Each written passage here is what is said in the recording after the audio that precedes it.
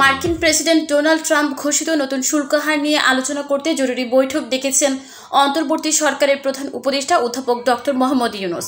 শনিবার সন্ধ্যা 7:30টায় রাষ্ট্রীয় অতিথি ভবন যমুনায় এই বৈঠক অনুষ্ঠিত হবে। প্রধান উপদেষ্টার প্রেস সচিব শফিকুল আলম এই তথ্য জানিয়েছেন। তিনি জানান, বৈঠকে যুক্তরাষ্ট্রের শুল্ক ইস্যু নিয়ে আলোচনা হবে। এতে শীর্ষস্থানীয় বিশেষজ্ঞ, উপদেষ্টা এবং সংশ্লিষ্ট কর্মকর্তারা উপস্থিত থাকবেন।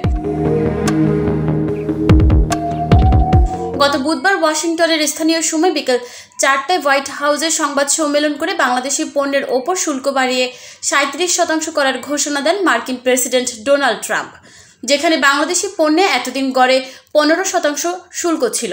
একইভাবে আরও অনেক দেশের পণ্যের ওপরে শুল্ক বাড়ানোর ঘোষণা দেন ট্রাম্প।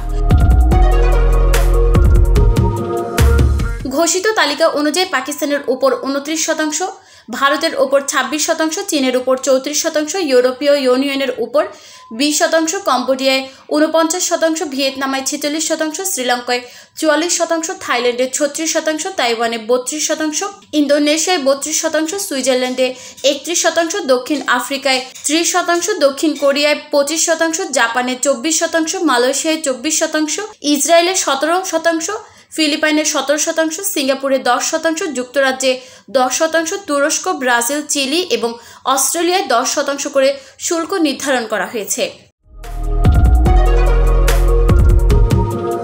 নিউজ ডেস্ক, চট্টগ্রাম সময়।